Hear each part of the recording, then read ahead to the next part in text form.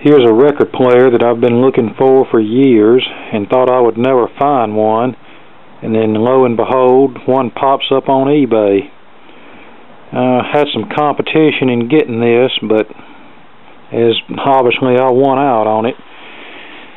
What this is an American Foundation for the Blind talking book record player, model number U10, and this is from around 1934 or 1935, and I believe was one of the very first talking book record players offered.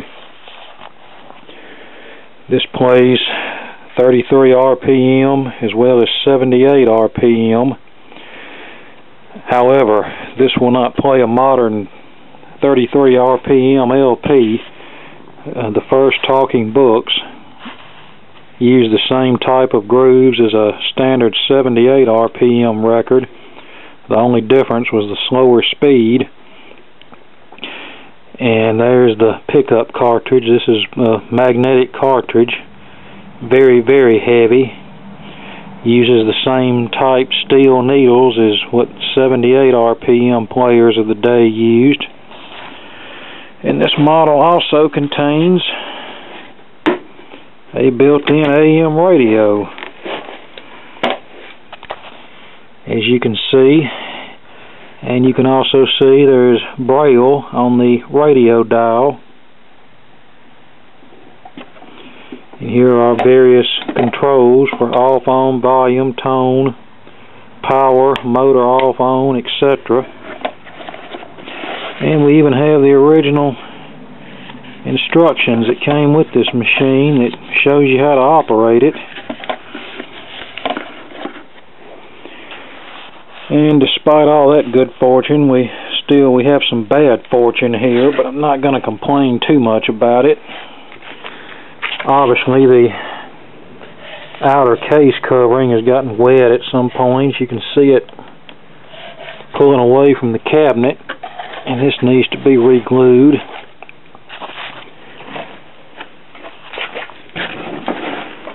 And at one time there was a metal screen to cover all this up, but that's gone now, so I'll have to fabricate something to put in place of that.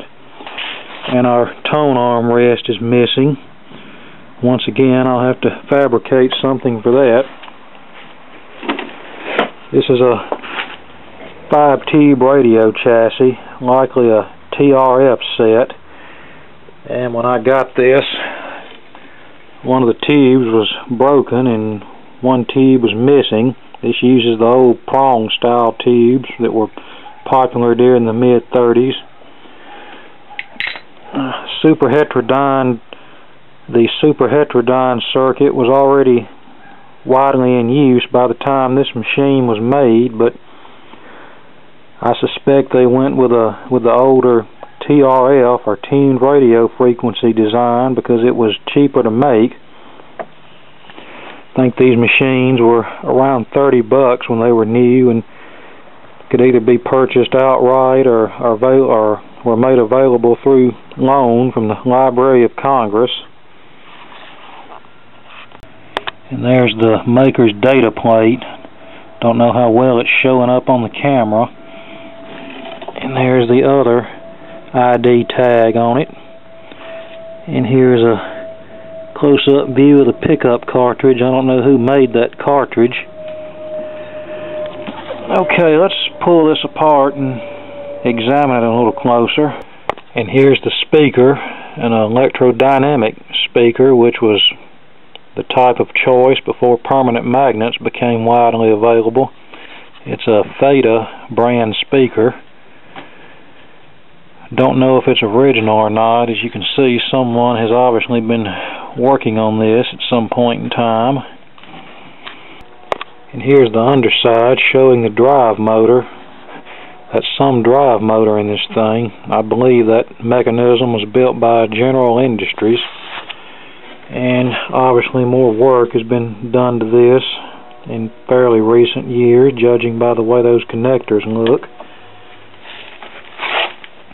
And here's a little bit better view of the chassis. Well, it looks like I found the other tube that was missing, a Type 43. Obviously it fell out during shipping and rolled its way under the motor board. Glad that one didn't get broke too. And one other thing, this machine only has 33 and 78 RPM, but the instructions explain how to play 24 RPM talking books from England on this thing.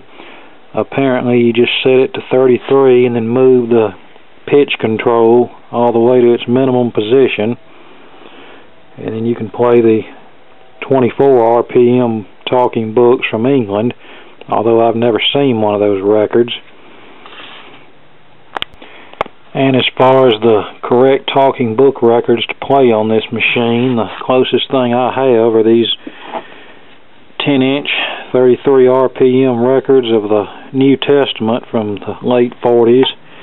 I'd someday like to find some period correct talking books for this unit.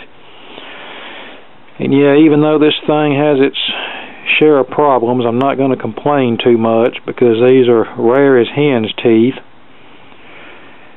Obviously these were marketed to the blind, and since they were not marketed to the average consumer, that means there wasn't that many of these made, and most of the ones that were made have since been either destroyed or discarded. Oh yeah, when I got this machine, it had this old Wilcox Gay homemade record on the turntable. It looks kind of raunchy, but just for the heck of it, let's go try to play this and see if we can get anything off of it. You never know what we might hear. And here's the record. It doesn't appear to be anything talking book related. It's some music, probably something they recorded off the radio.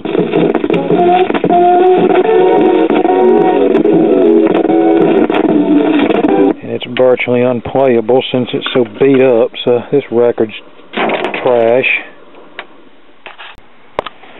And just to give you an illustration, this was the talking book machine of choice in 1934, and in 2013 this is what we listen to talking books on, a digital talking book player.